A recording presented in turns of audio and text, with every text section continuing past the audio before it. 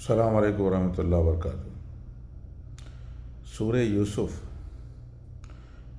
علیہ السلام کے دور میں جو اس وقت بادشاہ نے جو خواب دیکھا تھا اس کے تعلق سے پتہ کریے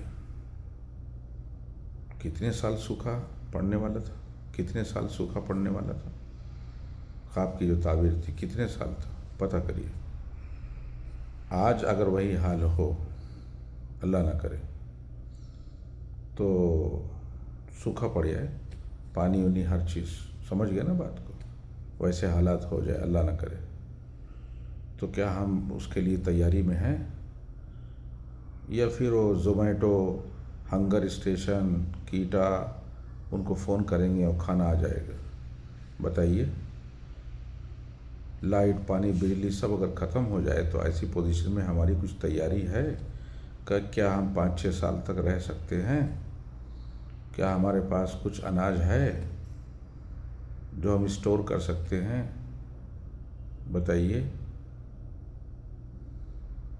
پانی جو ہم پی رہے ہیں بسلری کا، یہ ہیلدی واٹر، یہ اگر رک گیا سپلائی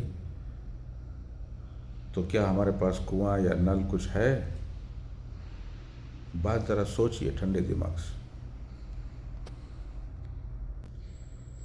پہلے کسان کے پاس تقریباً ہر گھر میں جو اناج پیدا ہوتا تھا اس کے 3 حصے کرتا تھا۔ جیسے گیہوں پیدا ہوا، گندم، تو ایک حصہ کھانے کے لیے، ایک حصہ مارکیٹ میں بیچ دیتا تھا، جس سے دوسری چیزیں کسان خریدتا تھا، اور تیسرا حصہ کیا تھا؟ بیج تھا، سیڈ، اگلی فصل کے لیے۔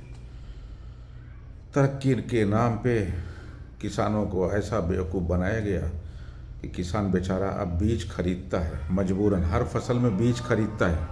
سمجھ گئے نا بات کو؟ عقل مند کو اشارہ کافی ہے کس طریقے سے بیج کے اوپر مونوپلی ہوئی۔